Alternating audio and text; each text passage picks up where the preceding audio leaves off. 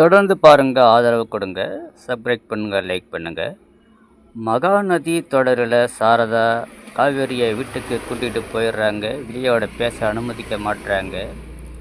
விஜய் மன்னிப்பு கேட்குறாரு. செஞ்சது தப்பு தான், காவேரி கிட்ட ஒரு நிமிஷமாச்சும் பேசணுன்னு விஜய் சொல்கிறாரு. ஆனால் குமரன் ரொம்ப கோபமாக பேசுகிறாரு. அதை கேட்குற விஜய்க்கு ரொம்ப கோபம் வருது. ஒரு நேரம் போல் நான் இருக்க மாட்டேன் அப்படின்னு குமரங்கிட்ட சொல்கிறாரு. என்ன மிரட்டுறியா அப்படின்னு அவங்க மனைவி கங்கா கேட்குறாங்க.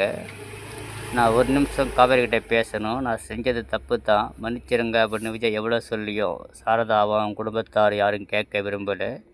விஜய் செஞ்ச தப்பியை சுட்டி காட்டி பேசிக்கிட்டு இருக்கிறாங்க. இது சம்மந்தமாக அவங்க தாத்தா கிட்டே விஜய் ரொம்ப மனம் வருந்தி பேசுகிறாரு.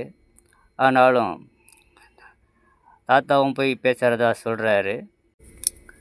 காவேரிக்கு விஜயோட பேசுகிறதுக்கு விருப்பம் இருந்தாலும் வீட்டில் உள்ளவங்க தடுக்கிறாங்க, பேச விடாமல் பண்ணுறாங்க.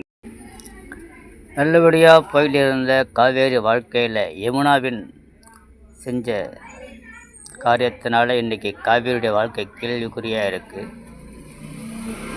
காவேரி வீட்டுக்கு தாத்தா பேசுவாரா? விஜய் செஞ்சது தப்பு தான், ஆனாலும் காவேரியும் விஜயம் சேர்ந்து வாழணும் அப்படின்னு சமாதானம் பேசுகிறதுக்காக காவேரி வீட்டுக்கு போகிறாரு விஜயோட தாத்தா. சாரதாவும் குடும்பத்தினரும் அந்த பேச்சுக்கே இடம் இல்லை, எங்கள் வாழ்க்கையை நாங்கள் பார்த்துக்கிறோம், நாளைக்கே நாங்கள் வீடை காலி பண்ணிடுறேன் சாரதா சொல்லி